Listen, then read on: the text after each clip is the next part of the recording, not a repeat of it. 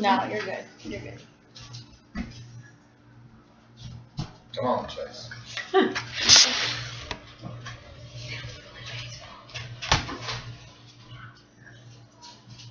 When you hear the word clone, what do you think of? You may think of some futuristic science fiction idea of having multiple versions of yourself. Actually, human cloning has been studied for several decades and is not just an idea anymore. In the science world, there is an ongoing debate about the morality of therapeutic cloning. This is basically a fancy term for creating stem cells, but the actual process is a little complicated. In the article, What is Therapeutic Cloning?, S.E. Smith describes the process. It involves extracting the nucleus of a cell and putting it into a human egg that has had its nucleus removed. The egg is then allowed to divide and grow. The growing egg is used as a source of stem cells, which are undifferentiated cells that can grow into a wide variety of different types of cells. So essentially, let's say that healthy skin cells were taken from a burn victim. Scientists could take a fertilized egg and replace its nucleus with a skin cell's nucleus and essentially grow new skin cells for the burn victim. Therapeutic cloning should not be legal. Humans created from therapeutic cloning would be a member of the species Homo sapiens. He or she would possess a human genetic structure. Therefore, human life begins at the time the embryo is conceived. When the nucleus from the human eggs are removed, it aborts the human embryos. Why do embryos created for research purposes not have the same life status just because they were created in a test tube? We were all once embryos, just like we were all infants, then toddlers, and so on. Imagine this. An alcoholic has liver failure and is in need of a new one. The patient uses therapeutic cloning to grow a new one. Is it right to abort the innocent child to add extra years to the patient's life when they chose to drink knowing the consequences? The children did not choose to be created in a test tube. However, the alcoholic did choose to harm their body through the use of alcohol. This may not be true in all cases that the patient did harm to their own body, but it is no different that the child is created innocent and in no way deserves to die. Since cloning requires a human embryo, in vitro clinics have to pay donors for their egg and their sperm.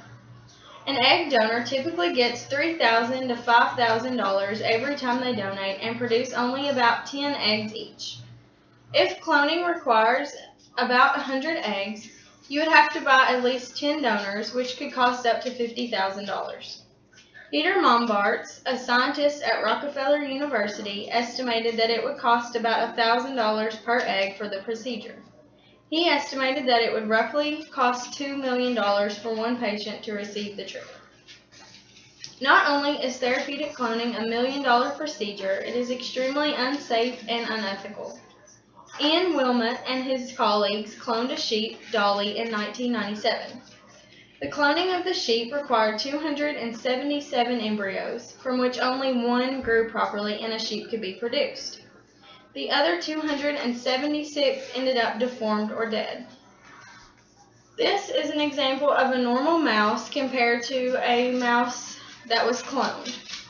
You can clearly see the deformities in the cloned mouse. Success rating of cloning ranges from 0.1% to 3%. This would mean that 970 to 999 human fetuses would be killed for every 1,000 attempts. This is simply absurd that anyone would consider this a moral process in the slightest. If a patient receives therapeutic cloning as a treatment, there are several pros. There would be no need for organ donors, therefore no long waiting lists for needed organs. The patient would not risk rejecting the replacement organ or tissue because it's made from their own cells. However, it is not proven that the cells that do grow will be healthy. Dolly the sheep suffered premature arthritis and had to be put down at a young age. It is also possible that the cell division could result in a significantly increased risk of cancer.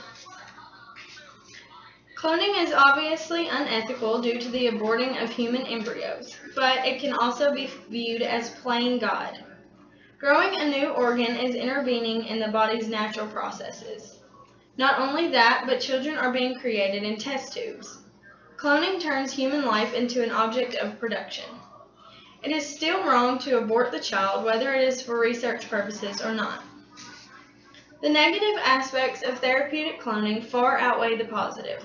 It is essentially murder, far too expensive for the general public to ever afford, unsafe, and unethical. It is important that we realize the severity of this issue. Therapeutic cloning is a very serious issue that we need to put a stop to immediately.